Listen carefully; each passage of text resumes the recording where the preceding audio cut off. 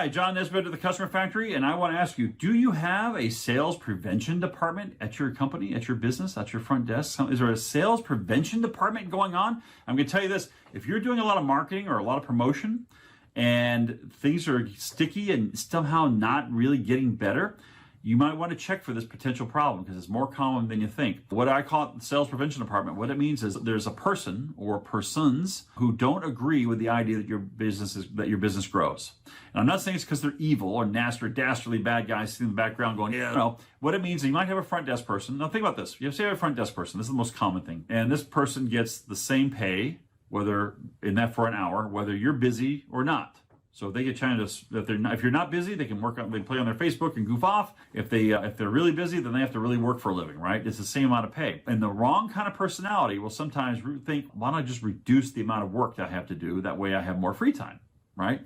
Now, hopefully you don't hire too many of these people, but they do sometimes slip in when you're hiring, and you get someone who wants to freeload that way.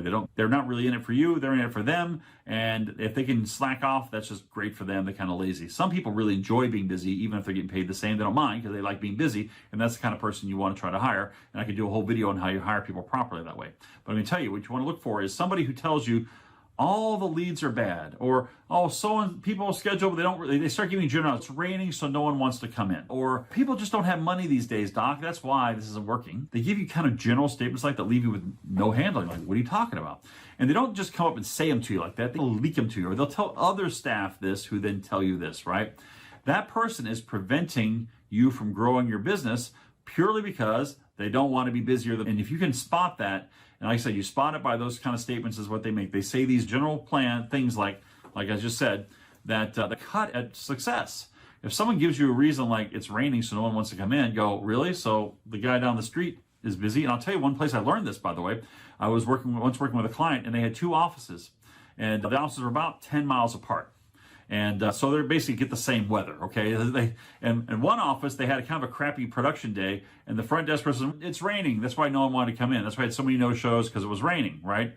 The office had their busiest ever day, right? They had 100% show-up rate that day. Okay, what's going on? When you look closer, you find the first person who blamed the weather was actually just not interested in working. You find she was making Facebook posts during the day while she supposedly worked. Now, the doc had a strict no Facebook posting while you're at work thing. Don't use your phone, but she would still go in the bathroom or whatever. She's goofing off, right? So if you get someone who's doing that, start looking, and you'll find the person who's slowly poisoning your well.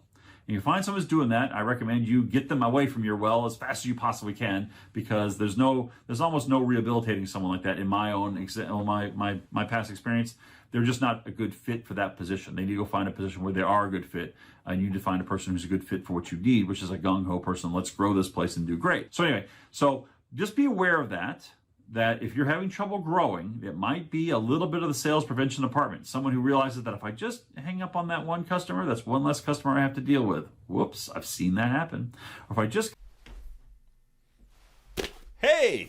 That's the end of that great video, huh? Hey, look, if you want more help creating a consistent flow of qualified new patients for your office, head over to my website at thecustomerfactory.com. I got a ton more stuff for you right there. You're gonna love it.